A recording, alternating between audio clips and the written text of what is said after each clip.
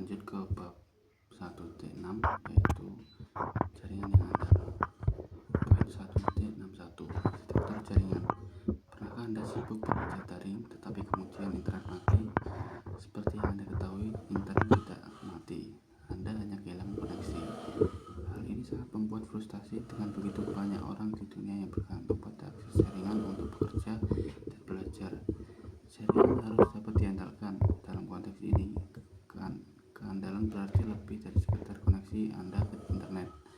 Topik ini berfokus pada 4 aspek kendala jaringan.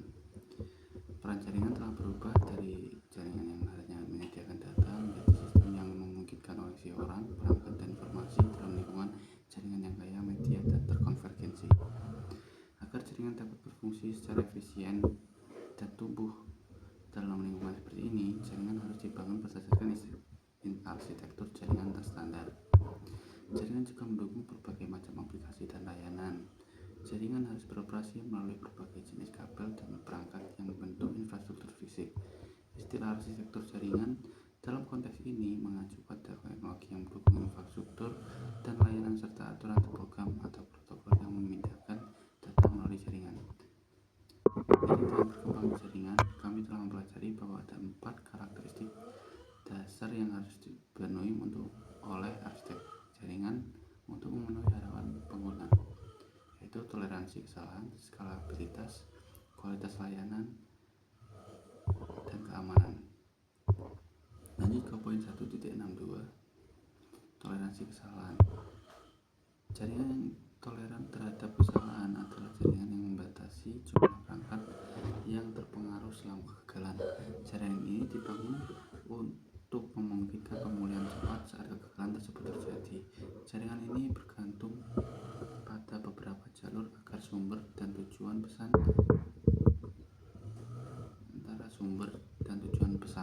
Jika satu jalur gagal, pesan akan langsung dikirim melalui tautan yang berbeda. Memiliki beberapa jalur tujuan dikenal sebagai redundansi. Menerapkan jaringan packet switch merupakan salah satu cara jaringan yang andal menyediakan redundansi. Packet switching membagi lalu lintas menjadi paket yang dirututkan melalui jaringan bersama. Satu pesan seperti email atau aliran video dipecah menjadi beberapa blok pesan yang disebut paket. Setiap paket memiliki informasi pengamatan yang diperlukan dari sumber dan tujuan. Router dalam jaringan mengganti paket berdasarkan kondisi jaringan pada saat itu. Ini berarti bahwa semua paket dalam satu pesan dapat mengambil jalur yang sangat berbeda ke tujuan yang sama. Pada gambar berikut, pengguna tidak menyadari dan tidak terpengaruh oleh router yang secara dinamis mengubah rute saat tautan gagal. Lanjut pada poin 1.6.3, skalabilitas. Jaringan dapat diskalakan berkembang dengan cepat untuk mendukung pengguna dan aplikasi baru. Hal ini dilakukan tanpa menurunkan kinerja layanan yang diakses oleh pengguna yang sudah ada. Gambar tersebut menunjukkan bagaimana jaringan baru dapat dengan mudah ditambahkan ke jaringan yang sudah ada. Jaringan ini dapat diskalakan oleh perancangnya mengikuti standar dan protokol yang diterima. Hal ini memungkinkan vendor perangkat lunak dan perangkat keras untuk fokus pada peningkatan produk dan layanan tanpa harus merancang serangkaian aturan baru untuk beroperasi jaringan.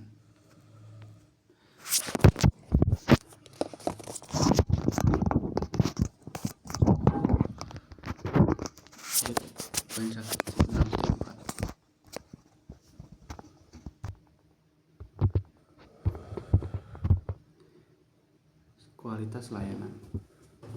Kualitas layanan atau quality of service merupakan persyaratan jaringan yang terus meningkat saat ini. Aplikasi baru yang tersedia bagi pengguna melalui jaringan seperti transmisi suara dan video langsung menciptakan ekspektasi yang lebih tinggi terhadap kualitas layanan yang diberikan. Pernahkah Anda mencoba menonton video dengan jeda yang konstan karena konten data, suara, dan video terus menyatu ke jaringan yang sama? QoS menjadi mekanisme utama untuk mengelola kemacetan dan memastikan pengiriman konten yang andal kepada semua pengguna.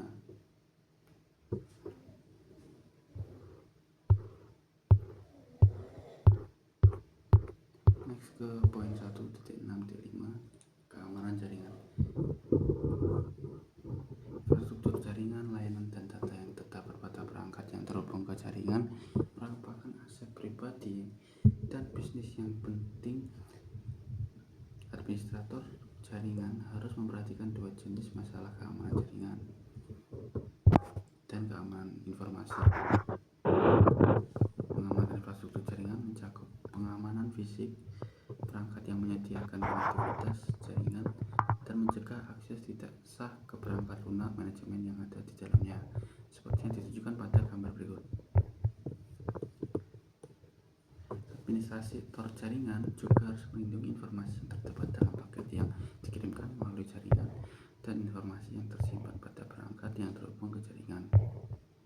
Untuk mencapai tujuan keamanan jaringan ada 3 persyaratan utama, yaitu kerahasiaan, lalu integritas, dan terakhir ketersediaan.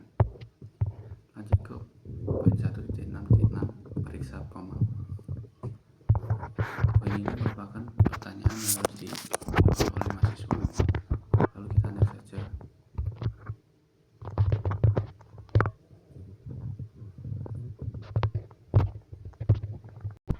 Lanjut ke bab 1.7, yaitu tren jaringan.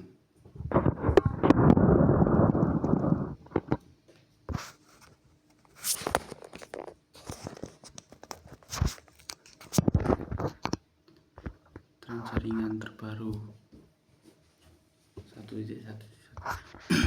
Anda kini telah mengetahui banyak hal tentang jaringan, apa saja yang membentuknya, bagaimana cara menghubungkan kita, dan apa yang diperlukan untuk mencegah kendalanya. Namun, jaringan seperti hal lainnya terus berubah.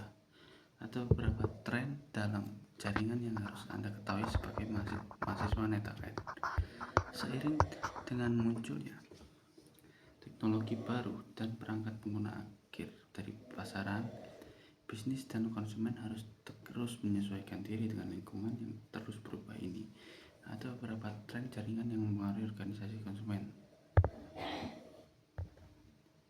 Ada BYOD, kolaborasi daring, komunikasi video, dan komputasi awan, cloud computing. Poin 172, BYOD, konsep perangkat apapun untuk konten apapun, cara apapun, merupakan tren global untuk membutuhkan perubahan signifikan pada cara kita menggunakan perangkat dan menghubungkan dengan aman. Ini disebut bring your own device atau BYOD. BYOD memungkinkan pengguna akhir memiliki kebebasan untuk menggunakan perangkat pribadi guna mengakses informasi dan berkomunikasi melalui jaringan bisnis atau kampus. BYOD berarti perangkat apapun dengan kepemilikan apapun yang digunakan dimanapun. Lanjut ke kolaborasi daring. Individu ingin terhubung ke jaringan tidak hanya untuk mengakses aplikasi data, tetapi juga untuk berkolaborasi satu sama lain. Kolaborasi didefinisikan sebagai tindakan bekerja sama dengan satu atau beberapa orang lain dalam proyek bersama. Kolaborasi seperti Cisco WebEx yang ditunjukkan pada gambar memberi karyawan, siswa, guru, pelanggan, dan mitra cara untuk langsung terhubung, berinteraksi, dan mencapai tujuan mereka. Kolaborasi merupakan prioritas penting dan strategis yang digunakan organisasi untuk tetap kompetitif. Kolaborasi juga merupakan prioritas dalam pendidikan. Siswa perlu berkolaborasi untuk saling membantu dan dalam pembelajaran. Mengembangkan keterampilan tim yang digunakan dalam dunia kerja dan bekerja sama dalam proyek berbasis tim. Lanjut ke poin 1.7.4, komunikasi video. Aspek lain dari jaringan yang penting bagi upaya komunikasi dan kolaborasi adalah jaring video. Video digunakan untuk komunikasi, kolaborasi, dan hiburan. Panggilan video dilakukan ke dan dari siapapun yang memiliki koneksi internet dimanapun mereka berada. Konferensi video merupakan alat yang ampuh untuk berkomunikasi dengan orang lain, baik secara lokal maupun global. Video menjadi persyaratan penting untuk kolaborasi yang efektif karena organisasi berkembang melampaui batas geografis dan budaya. Next 1.1.7.5 video Cisco WebEx untuk Headless. Kemudian ada di poin 1.76 cloud computing. Komputasi awan merupakan salah satu cara kita mengakses dan menyimpan data. Komputasi awan memungkinkan kita menyimpan berkas pribadi, bahkan mencetakkan seluruh drive di server melalui internet. Aplikasi seperti pengolah kata dan penyuntingan foto dapat diakses menggunakan cloud. Bagi bisnis, komputasi awan memperluas keamanan TI tanpa memerlukan investasi dalam infrastruktur baru, pelatihan personal baru, atau lisensi perangkat lunak baru.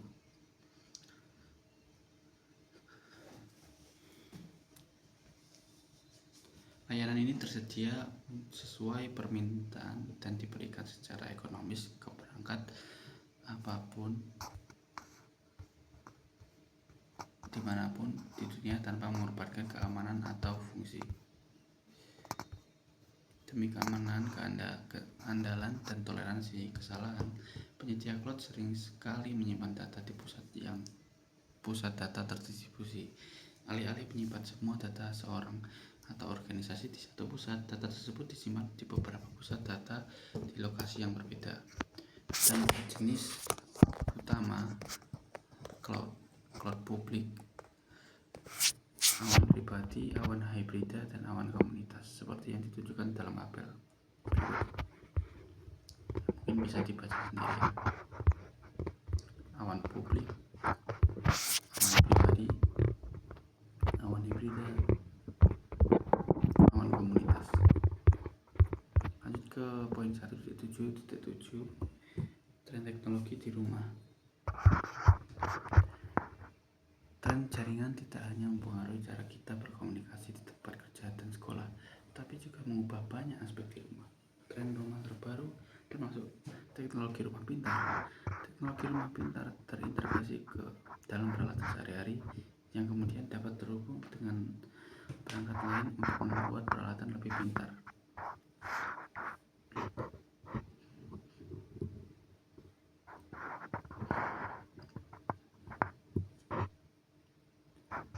Misalnya, Anda dapat menyiapkan makanan dan menaruhnya di oven untuk dimasak sebelum meninggalkan rumah pada hari itu. Anda memprogram oven pintar Anda untuk makanan yang ingin Anda masak. Oven itu juga akan terhubung ke kalender acara Anda sehingga dapat menentukan jam berapa Anda harus tersedia untuk makan dan menyesuaikan waktu mulai lama memasak sesuai dengan itu. Oven itu bahkan dapat menyesuaikan waktu memasak dan suhu berdasarkan perubahan jadwal. Selain itu, koneksi ponsel pintar atau tablet memungkinkan Anda terhubung ke oven secara langsung untuk membuat penyesuaian yang diinginkan. Saat makanan siap, oven mengirimkan pesan peringatan kepada Anda atau seseorang yang Anda temukan bahwa makanan yang sudah matang dan memanas. Teknologi rumah pintar saat ini tengah dikembangkan untuk semua ruangan di dalam rumah. Teknologi rumah pintar akan semakin umum seiring dengan perkembangan jaringan rumah dan teknologi internet berkecepatan tinggi. Lanjut di poin 1.7.8 yaitu jaringan powerline. Bisa dibaca sendiri.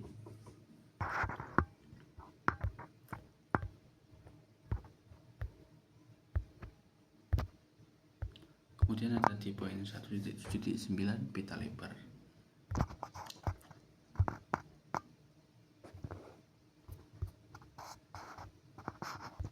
Next.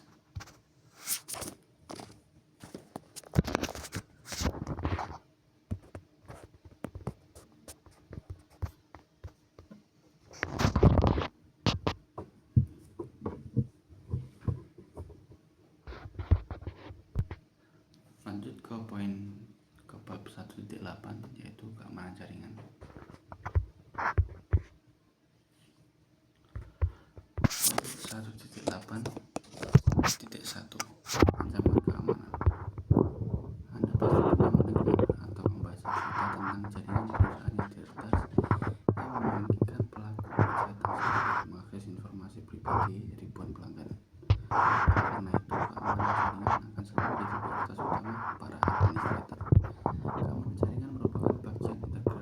jaringan komputer. Terlepas dari apakah jaringan tersebut berada di rumah dengan satu koneksi ke internet atau merupakan perusahaan dengan ribuan pengguna. Keamanan jaringan harus mempertimbangkan lingkungan serta alat dan persyaratan jaringan. Keamanan jaringan harus dapat mengamankan data serta memberikan kualitas layanan yang diharapkan dari pengguna. Ada beberapa ancaman eksternal umum terhadap jaringan. Ada virus, worm, trojan horse, lalu ada spyware dan adware, kemudian ada serangan zero day, lalu ada serangan aktor ancaman, lalu ada serangan penolakan layanan, kemudian intersepsi dan pencurian data, dan pencurian identitas. Keamanan internal juga penting untuk dipertimbangkan. Ada banyak penelitian yang menunjukkan bahwa pelanggaran data paling umum terjadi karena penggunaan internal jaringan. Hal ini dapat disebabkan oleh perangkat yang hilang atau dicuri, penyalahgunaan yang tidak disengaja oleh karyawan, dan di lingkungan bisnis bahkan karyawan yang berjajan. Dengan strategi BOD yang terus berkembang, data perusahaan menjadi jauh lebih rentan. Oleh karena itu, saat mengembangkan kebijakan keamanan, penting untuk mengatasi ancaman keamanan eksternal dan internal seperti yang disebutkan pada gambar tersebut. Lalu, solusi keamanan.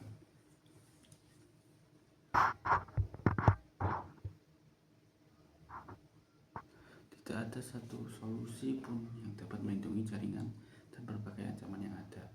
Oleh karena itu, keamanan harus diterapkan dalam beberapa lapisan dengan menggunakan lebih dari satu solusi keamanan. Jika satu komponen keamanan gagal mengidentifikasi dan melindungi jaringan, komponen lain mungkin berhasil.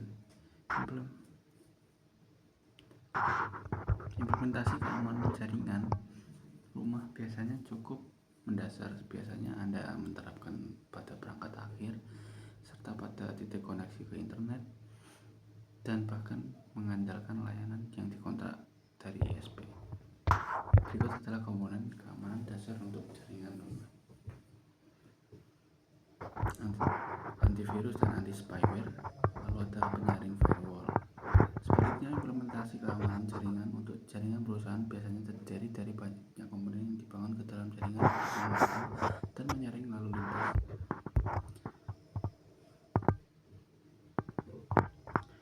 Jaringan yang lebih besar dan jaringan perusahaan menggunakan antivirus, anti-spyware, dan penyaringan firewall, tetapi mereka juga memiliki persyaratan keamanan lainnya seperti sistem firewall khusus, daftar kontrol akses, sistem penjagaan intrusi, jaringan private virtual.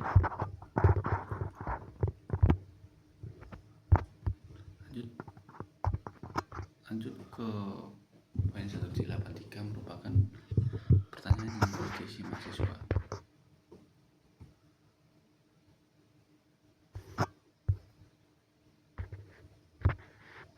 Lanjut ke bab 1.9,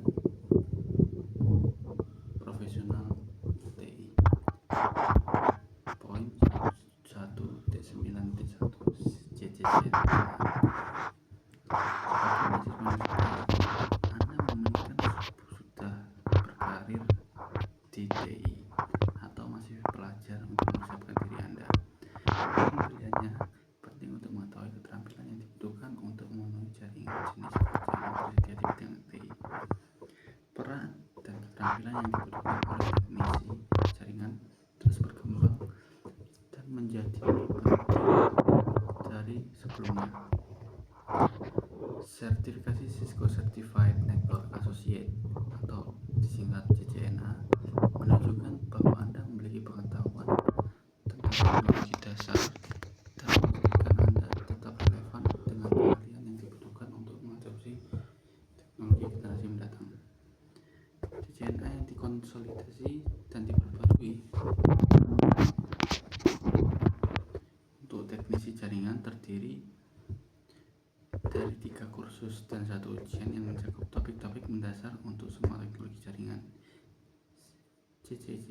CCNA yang baru berfokus pada topik-topik dasar dan keamanan IP, beserta nirkabel, virtualisasi, otomatisasi, dan pemrograman jaringan.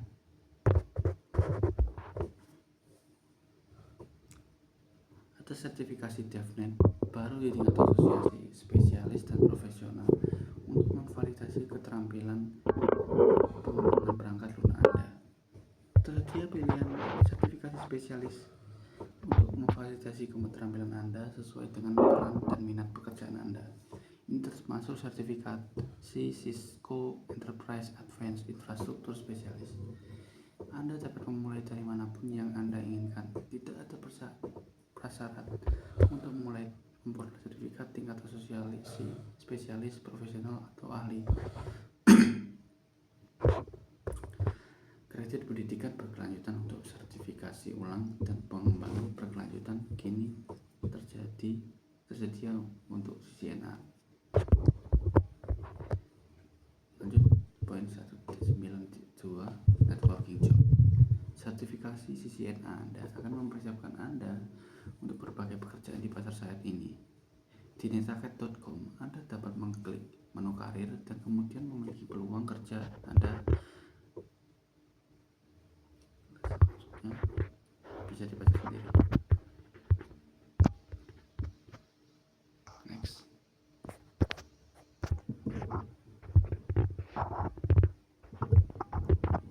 Ya, pada bab 1-10 mahasiswa diharuskan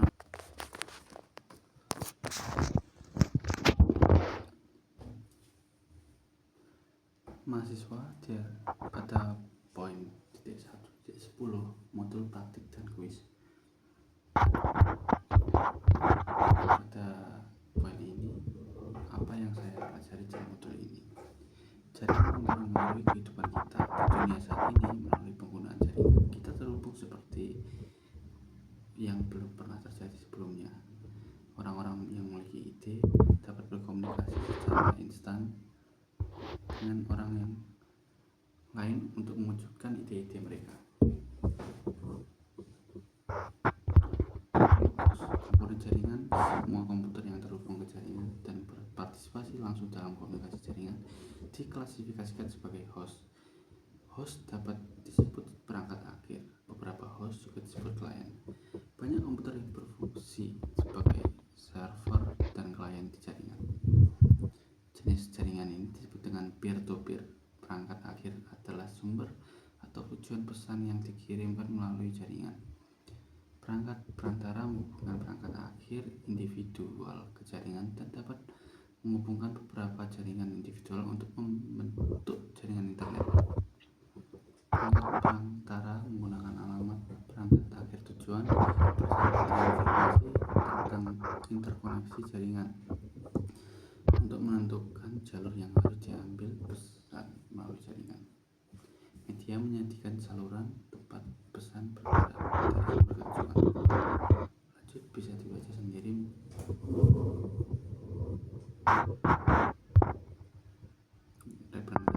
Representasi dan topologi jaringan. Kemudian ada jenis-jenis jaringan umum.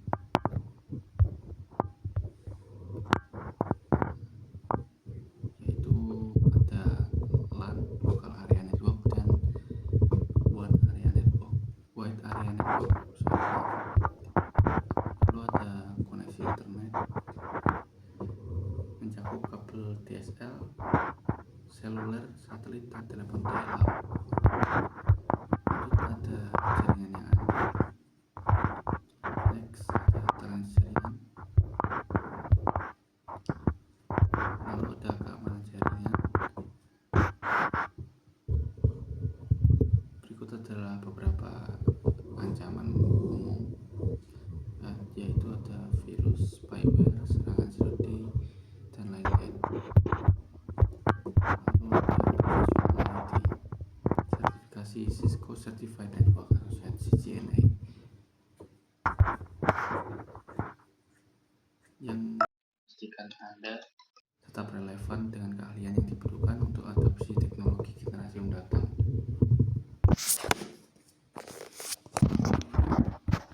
Lalu adalah kuis yang harus diisi mahasiswa. Ya.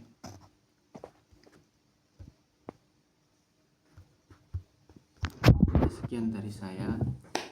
Apabila ada kekurangan seperti keramaian dan salah penyebutan, saya minta maaf.